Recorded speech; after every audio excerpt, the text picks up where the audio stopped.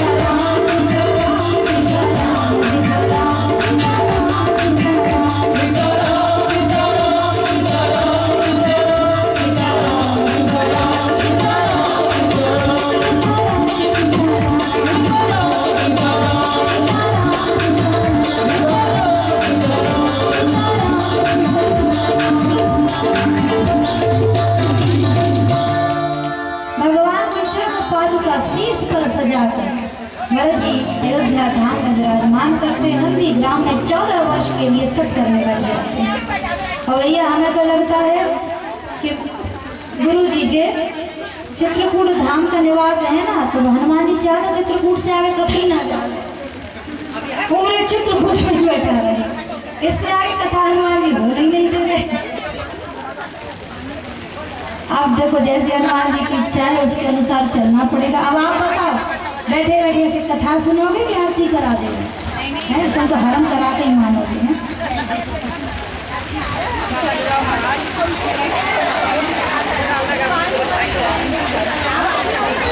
कथा सुनाए, पानी बन जो तो जाने पाओगे, कथा ही सुना भगवान की। आप लोग भी बैठ जाइए, ऊपर इसको जगह मिल जाए आके बैठे, खड़े अच्छे नहीं लगे। बैठ कुर्सियाँ रखिए, कुर्सी बैठ जाओ। पीछे। अरे जब आप कहीं बैठ जाएंगे खुद में सब लोग आपकी सेवा में कार्यकर्ता के लगे हैं। अरे दीदी आ जाओ, अभी बंद कर चित्रकूट धाम से आगे की यात्रा प्रारंभ करते हैं। यहाँ से अरण्य कांड की कथा भगवान ने वार्तालाप करी, अत्रि मुनि से ज्ञान उपदेश प्राप्त किया। भगवान अपनी वनवास की यात्रा इसी प्रकार निर्वाह कर रहे हैं। जितनी जगह ऋषियों के आश्रम हैं, संत महात्माओं के आश्रम में जा जाकर भगवान सबकी तपस्या को फलीभूत कर रहे हैं। अर्थात भगवान का वनवास एक ऋषि मुनि यहाँ बैठ जाओ ना। वर्षों से, हजारों वर्षों से त्याग मूर्ति बनकर भगवान के तप में ये सब लगे हैं। आज सबकी तपस्या भगवान स्वयं सबके आश्रमों पर जाकर प्रदान कर रहे हैं। यहाँ माता अनुसुईया से सीता जी की भेंट हुई है। देखो भैया, अरण्य कांड में प्रारंभ में ही बड़ा सुंदर माता अनुसुईया ने सीता जी को पतिव्रत धर्म का उपदेश दिया है। हर माता को इसका पाठ अवश्य करना चाहिए। पतिव्रत धर्म का पालन कैसे किया जाता है, क्योंकि इसी पतिव्रत धर्म के तप से माँ अनुसुईया ने तीनों देवताओं को पुत्र प्राप्त किया है। तीनों देवताओं देखा सो तीनों देवता खड़े हैं, माता प्रसन्न हो गई। द्वार पर तीनों देव भिक्षा लेने आए हैं और खाली हाथ भेज दो, बिना खिलाए पिलाए तो भेजूंगी नहीं। तो मैया ने हाथ में जल लिया और संकल्प पढ़ा, मेरे पतिव्रत धर्म के प्रभाव से ये तीनों 6-6 महीने के बालक बन गए। तीनों देवता 6-6 महीने के बालक बन गए और तीनों देवताओं को मैया ने दूध की भिक्षा दी, गोद में बिठाकर दूध पिलाया। और इतना वासल माँ के संतान तो कोई थी नहीं, तो मैया ने तीनों लाला बना कर रख दी। तीनों देवता पन्ना झूल रहे मैया के आंगन में। और कितने दिन, 1 वर्ष तक। अब यहाँ तीनों देवियाँ भटके कि हमारे पति कहाँ गए। नारद जी से कहा हमारे पति कहाँ, बोले अब तो तुम तो बुढ़ा जाओगी, जब तक वो बड़ी होंगी ना तो नई नई पत्नियाँ मिले। कई कहाँ सारी कथा बताई। माता अनुसुईया के पतिव्रत प्रभाव से तीनों देवता बालक बने हुए हैं। बड़ा संकोच हुआ। आई हैं तीनों देवियाँ और कहते हैं कि 1 वर्ष तक उन तीनों देवियों ने मैया की सेवा करी है, माँ को प्रसन्न किया। सास को प्रसन्न किए बिना पति नहीं मिलता, तो सेवा करी। एक दिन तीनों अश्रु बहाने लगी। माता ने पूछा क्या बात है, तब क्षमा मांगी। माँ, आपके प्रभाव को हम जान नहीं पाए, आपसे तो हमको सीखना चाहिए था और हमने आपसे ईर्ष्या करी है। हमें हमारे पति वापस चाहिए। तो मैया ने पुनः मंत्र पढ़ा और तीनों देवताओं पर जल छोड़ा। तीनों पुनः अपने स्वरूप को प्राप्त हुए। लेकिन माता की उस ममता से, वात्सल्य से तीनों देवता इतने प्रसन्न हुए कि वरदान दिया, माँ आपके प्रेम से हम इतने प्रसन्न हैं कि हम तीनों आपके गर्भ से पुत्र बनकर जन्म लेंगे। तब तीनों देवताओं ने माता अनुसुईया के पुत्र के रूप में जन्म लिया। दुर्वासा जी के रूप में जन्मे भगवान शिव, दत्तात्रेय के रूप में जन्मे भगवान विष्णु और सोमदेव के रूप में जन्मे हैं ब्रह्मा जी। तीनों देवताओं को पुत्र रूप में केवल पतिव्रत धर्म से माँ ने प्राप्त किया। अत्रि जी तो बैठे रहे पहाड़ पर तपस्या करे और मैया ने तीनों देवताओं को प्राप्त कर, वो माता अनुसुईया। बड़ा सुंदर पतिव्रत धर्म का उपदेश है। माता अनुसुईया ने सीता जी को कभी ना मैले होने वाले वस्त्र और दिव्य आभूषण प्रदान किए हैं और पतिव्रत धर्म का उपदेश किया है। आगे भगवान दंडकारण्य में पंचवटी में निवास करते हैं, जहाँ गीधराज जटायु जो दशरथ जी के मित्र हैं, उनके साथ भगवान की मित्रता होती है। यहीं से आगे की लीला प्रारंभ होती है।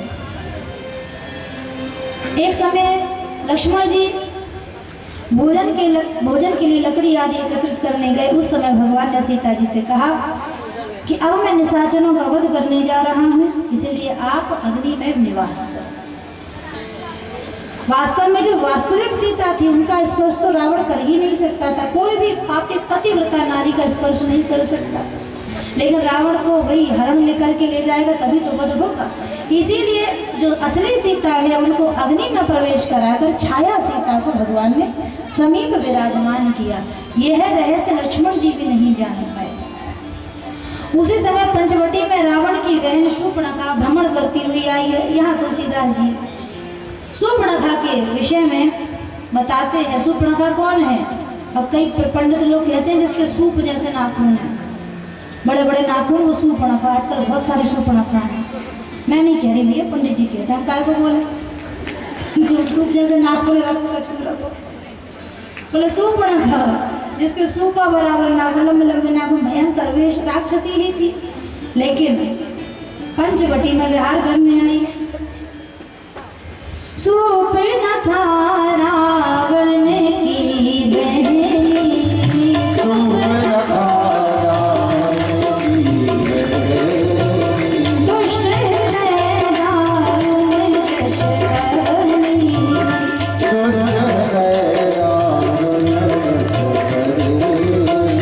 पंचवटी सो गई एक बारा, पंचवटी सो देखी विकल भई जुगल तुम्हारा, देखी विकल भई जुगल तुम्हारा। राम लक्ष्मण को पंचवटी में वन में देखकर सूर्पणखा उनके रूप सौंदर्य को देखकर व्याकुल हो गई। ऐसे सुंदर राजकुमार, ऐसे सुंदर पुरुष तो मैंने आज तक नहीं देखे। तो उसने सबसे पहले क्या किया, पहले ब्यूटी पार्लर गई, मेकअप करा दिया। खराब लगती थी सूर्पणखा की, तो पहले वेश बदला उसने, पहले खुद सुंदर बनी। खुद सुंदर बन के आजकल ना मेकअप ऐसे ऐसे चल गए हैं कि पूरी शक्ल बदल गई। शादियों में तो इतना भयंकर मेकअप होता है कि ससुराल वाले अगले दिन पहचाने नहीं पाते कि वही कोई और है। और भैया देखो, दुनिया के आगे तो मेकअप करना ही पड़ेगा। केवल चेहरे का मेकअप नहीं होता, व्यवहार का भी मेकअप करना पड़ता है, व्यवहारिकता करनी पड़ती है। संसार में थोड़ा बहुत नाटक करना पड़ता है, व्यवहार का, प्रेम का दिखावा। क्यों? प्रदर्शन से ही संसार चलता है। लेकिन संसार में नाटक कर लेना, संसार तो खुद एक नाटक है। भगवान के सामने नाटक नहीं करना चाहिए। भगवान के सामने तो गुण दोष अवगुण जो कुछ जैसे है हमें वैसे पहुंच जाना चाहिए। भगवान के सामने नौटंकी नहीं करनी चाहिए। अंदर अगर कपट है तो भगवान से कहिए, अंदर अगर कोई रोग है तो भगवान से कहिए। भगवान के सामने नाटक दिखाने की जरूरत नहीं है। अगर डॉक्टर से झूठ बोलोगे तो बीमारी कैसे ठीक होगी? भगवान को तो स्पष्ट कहो कि प्रभु हम कैसे, हमारे विकार नष्ट हो, विषय विकार मिटाओ पाप हरो देव, हमारे दोष मिटे, हमारे पाप मिटे, हमारे विकार मिटे। स्पष्ट भगवान के सामने जाना चाहिए। परंतु सूर्पणखा वेश बदल कर आई। देखो भगवान तो दयालु है। सूर्पणखा आती और अपने असली वेश में आती तो भगवान कुछ ना कुछ कृपा करते। जैसे मिथिला की सखियों को तो भगवान ने दे दिया ना वरदान कि द्वापर में आ जाना गोपियां बनकर। अगर वास्तव में प्रेम करने आती तो भगवान कृपा करते, प्रेम करने नहीं कपट करने आई। सबसे पहले तो रूप बदला, फिर झूठ बोली, आकर कहती है तुम सम पुरुष न मोह सम नारी, यह संजोग विधि रचा विचारी। कि सारे संसार में तुम जैसा कोई पुरुष नहीं, मुझ जैसी कोई नारी नहीं। मैं इस संसार में अकेली घूम रही थी, अभी तक मेरा विवाह नहीं हुआ। सूर्पणखा ने यह भी झूठ बोला कि विवाह नहीं हुआ। इसका पति था सुमाली, जिसका वध स्वयं रावण ने किया था। ऐसा अन्य रामायणों में प्रसंग आता है। फिर भी झूठ बोली और कहती है कि कछु मन मानई तुम ही निहारी। भगवान से कह रही है कि वैसे तो मेरे समान कोई है नहीं संसार में, तुम्हें देखकर कुछ मेरा मन माना है, कुछ। इतना अहंकार, अर्थात कपट भी है, अहंकार भी है, असत्य भी है। जाकर भगवान से कहा तो भगवान ने कहा कि मेरा तो विवाह हो चुका है। आहै कुमार मोर लघु भ्राता, मेरा छोटा भाई कुमारा है अभी, अगर वो मान जाए तो उससे विवाह कर लो। अब यहाँ एक और गलती करी। क्या गलती करी? जैसे भगवान ने कहा कि मेरा तो विवाह हो चुका है, छोटा भैया है, वो कुमारा है, मुझसे सुंदर भी है, गोरा भी है, उससे जाकर पूछो, अगर वो मान जाए तो तुरंत पहुंच गई लक्ष्मण जी के पास। ये तो कपट है। प्रेम होता तो भगवान के चरण पकड़ लेती, नहीं प्रभु आपसे ही विवाह करेंगे, हम तो आपके ही बनेंगे। प्रेम नहीं था ना, कपट था। तो जैसे कहा कि भैया दूसरा है, दूसरे के पास पहुंच गए। ऐसा विचार जो नारी करेगी उसकी तो ना कहीं कटेगी, उसकी तो ना कहीं कटेगी। लक्ष्मण जी के पास गए तो लक्ष्मण जी ने कहा यो बताओ, रानी बनना चाहोगी कि नौकरानी बनना चाहोगी? रानी बनना चाहेंगे तो बोले राजा से विवाह करो, हम तो नौकर हैं ना, हमसे विवाह करोगी तो नौकरानी बन जाओगी। तो फिर राम जी के पास पहुंच गए। अब फुटबॉल की तरह कभी ये वहाँ फेंके कभी वो वहाँ फेंके, इधर उधर करें। आखिरकार शूर्पणखा को क्रोध आ गया कि सीता जी के कारण, अपनी पत्नी के कारण ये मुझसे विवाह के लिए मना कर रहे हैं, तो मैं इसको खा जाऊँ। सीता जी के लिए खाने दौड़ी, तुरंत लक्ष्मण जी ने उस शूर्पणखा के नाक और कान काट दिए। नाक सम्मान है, कान यश का प्रतीक है। जो दुर्विचार जो व्यभिचार में रहता है, ना उसकी नाक होती है, ना उसका कान होता है, ना उसका समाज में सम्मान होता है, ना ही उसका यश होता है। नाक कान कटे, भयंकर वेश में हो गई, भाग कर गई, अपने भाइयों को बुला कर लाई। खरदूषण पै गई बल पाता, धिक धिक तब पौरुष को घबराता। अरे धिक्कार है तुम्हारे पौरुष को, तुम्हारे होते हुए तुम्हारी बहन के रात में कान काट दिए गए। भयंकर सेना को लेकर खरदूषण आक्रमण करने आए। तुरंत सीता जी को गुफा में सुरक्षित बिठाकर राम और लक्ष्मण ने भयंकर युद्ध किया, समस्त राक्षसों का वध किया। खरदूषण रावण के समान ही बलशाली था। अनेक प्रकार की माया खेलकर भगवान से युद्ध कर रहे थे। भगवान ने ऐसी माया खेली कि भगवान ने राममय कर दिया, सब कुछ राममय। अर्थात जितने राक्षस थे ना, ये सब उनको राम दिखाई देने लगे, अपने ही जो साथी थे वो राम दिखाई देने लगे, तो एक दूसरे को ही मारने लगे। इस प्रकार भगवान ने भी माया रचकर समस्त राक्षसों का वध किया और खरदूषण का भी वध किया।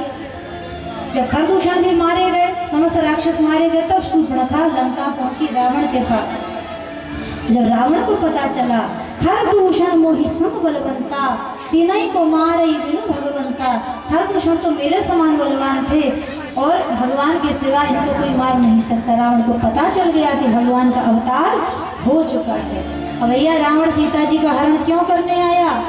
रावण सीता जी का हरण इसलिए नहीं करने आया कि वो सीता जी से विवाह करना चाहता था। विवाह करना होता तो सीता जी को महलों में रखता, वैभव दिखाता, संपत्ति दिखाता, अशोक वाटिका में रखा। क्यों? क्योंकि कितना भी राक्षस व्यक्ति हो, अपना कल्याण सब चाहते हैं। पहले के लोग दुष्ट होते थे, पापी होते थे, लेकिन नास्तिक नहीं हुआ करते थे। रावण भले ही राम जी से वैर किया, लेकिन शिव जी का भक्त था। हिरण्यकश्यप भले नारायण से शत्रुता रखता था, ब्रह्मा जी की तो तपस्या करी। पहले के दैत्य दानव असुर सब थे, लेकिन नास्तिक कोई नहीं। रावण अपना कल्याण चाहता है, तो सोचा कि भाई भगवान तो भक्ति करने से आते हैं, भक्ति तो मैं कर नहीं सकता। ताम स्तन कछु साधन नहीं, प्रीत न पद सरोज मन माई। भक्ति कर नहीं सकता तो एक काम करता, भक्ति को चुरा लेता है। जहाँ भक्ति होगी वहीं भगवान आ जाएंगे।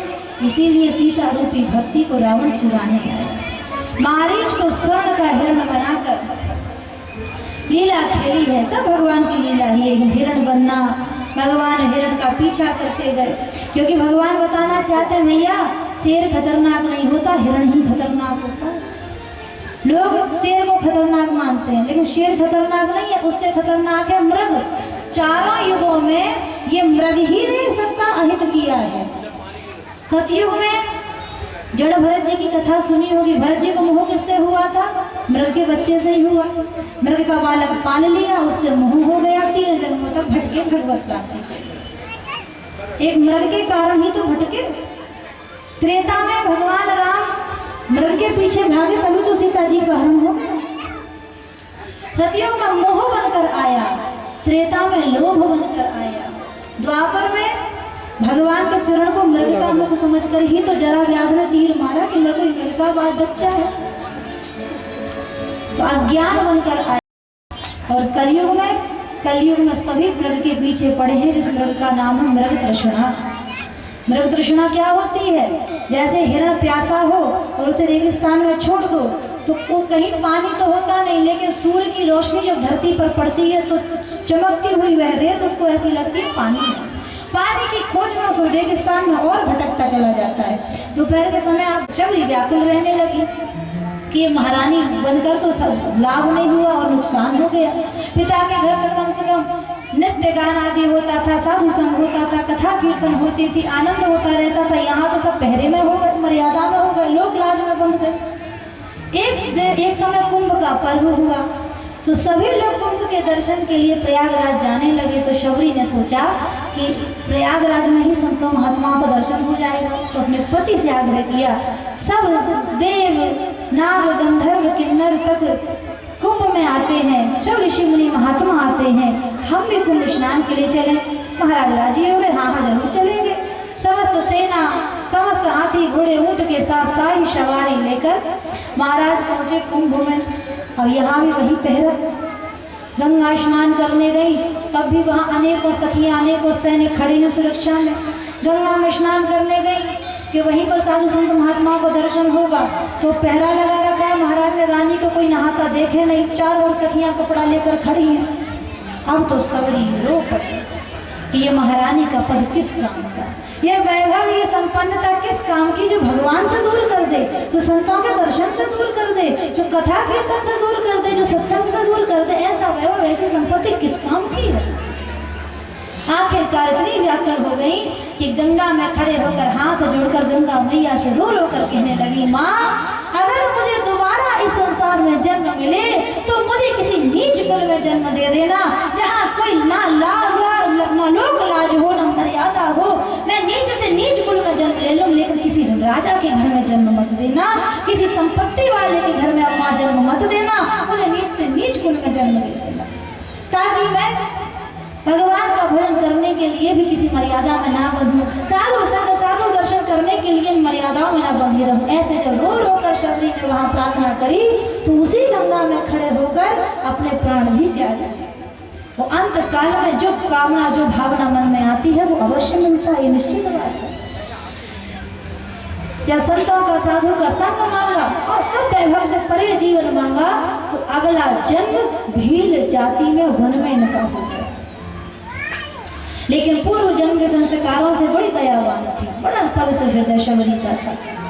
वन में बैठे ऋषि मुनियों का दर्शन किया करती थी, छोटे से ही सत्संग किया करती थी, बालिका थी तब तो सब कुछ भ्रमण करती रहती। एक समय जब बड़ी हो गई, युवावस्था पहुंची, तो पिता ने विवाह की तैयारी करी और देखा कि रात्रि में ही पिता अनेकों भेड़, बकरे, ऊंट, भैंसे आदि लाकर आंगन में बांध रहे। तो माँ से पूछा, माँ इतने सारे पशु पिताजी क्यों लेकर आए? माँ ने कहा, बेटा हमारे यहाँ परंपरा है कि जब बेटी का विवाह होता है तो बारात के स्वागत में पशुओं की बलि दी जाती है, और जितनी ज़्यादा पशु की बलि दी जाएगी उतना बड़ा स्वागत माना जाएगा।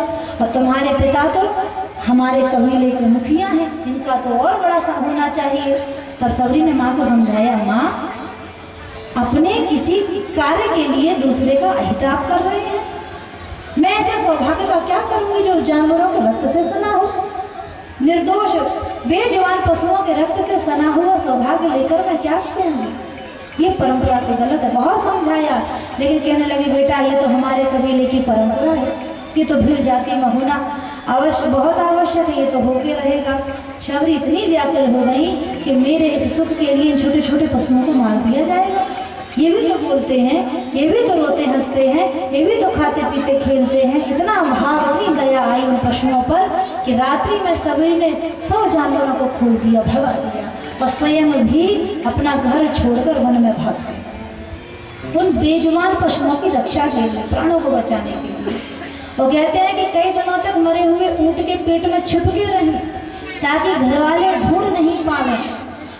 उन बेजुबान पशुओं के प्राणों की रक्षा के लिए अपने माता पिता, घर परिवार, सब सुख सुविधा छोड़कर वन में भटकती रही, भूखी प्यासी कई वर्षों तक। सोचने लगी, अब मैं क्या करूं, अब जीवन में क्या बचा है। तो देखा कि कुछ संत महात्मा इस मार्ग से पंपा सरोवर में स्नान के लिए जाते हैं। बोले, मैं नीच कुल की हूँ, नीच जाति की हूँ, ऐसे तो ये मेरी सेवा लेंगे नहीं। तो ऋषियों के आने के पहले शबरी के जो केश थे वन में रह रहे तो जटा हो चुके थे, तो उन्हीं केशों से ऋषि मुनियों का मार्ग झाड़ दिया करते थे। सेवा करने वाले को बताना नहीं पड़ता कि क्या करना है, उसको मालूम, अपने आप ही सेवा करने वाले को सेवा मिल जाती है।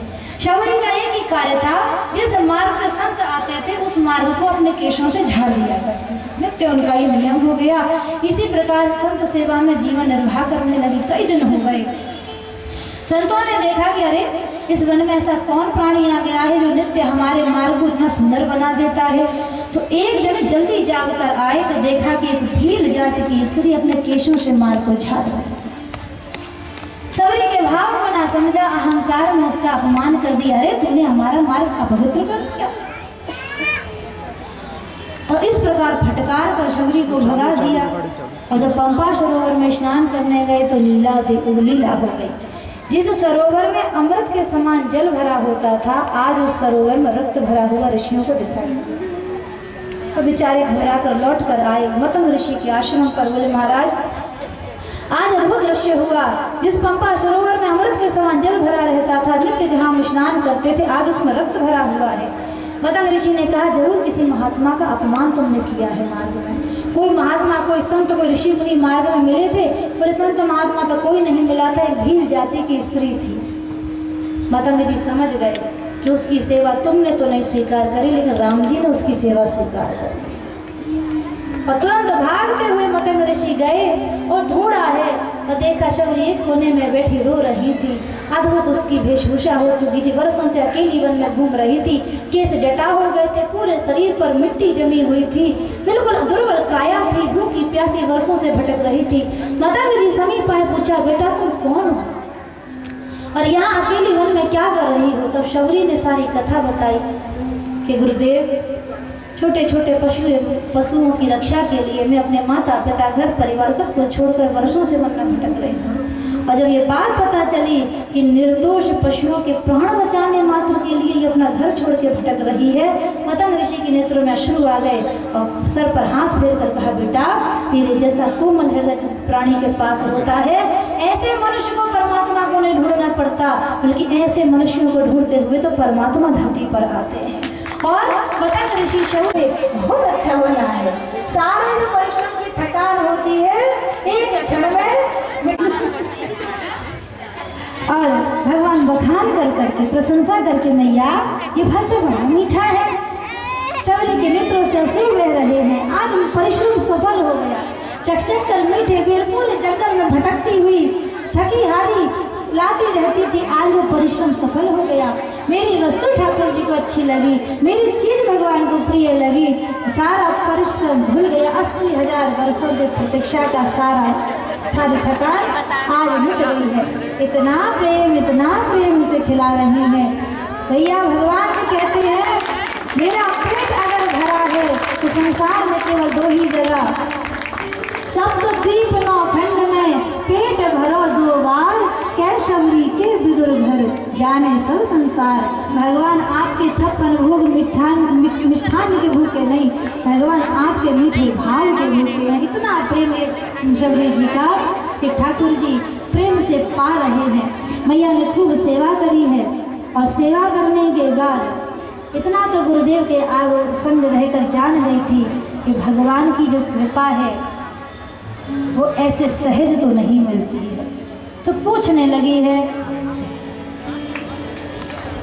के ही विधि स्तुति करूं तुम्हारी, अधम जाति में जड़ नहीं भारी, अधम जाति में जड़ नहीं भारी।